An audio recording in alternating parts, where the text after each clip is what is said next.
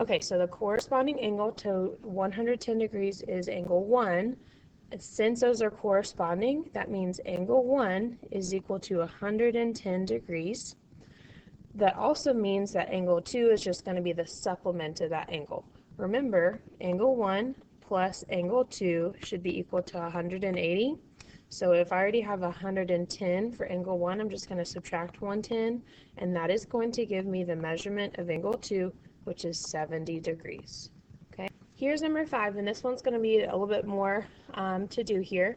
So instead of just having 2 angles, now you have 7 defined. You're going to go ahead and pause the video now and just write real quick. You can write them on this of angles 1 through 7. Go ahead and take time now to pause. Click play when you're ready to check.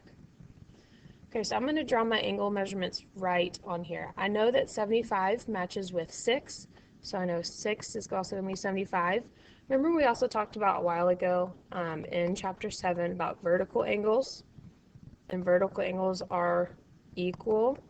So all those equal angles are angles 1 and 4. Notice how 1 is across the street from 75. So 1 is 75 degrees, and so is 4. So far we have angle 1 is 75, we have angle 4 is 75, and we have angle 6 is 75. Something to take into consideration here is obviously 2, 3, 5, and 7 are going to be a little bit different.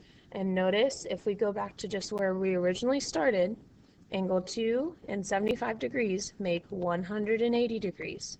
So all we have to just figure out is what is 180 minus 75, and that's going to give you 105. So angle 2 is 105, angle 3 is 105, angle 7 is 105, and angle 5 is 105. Okay? How did we do on number 5 in your notes? Hopefully you're catching on kind of quickly here, and the rest of them are going to be really simple.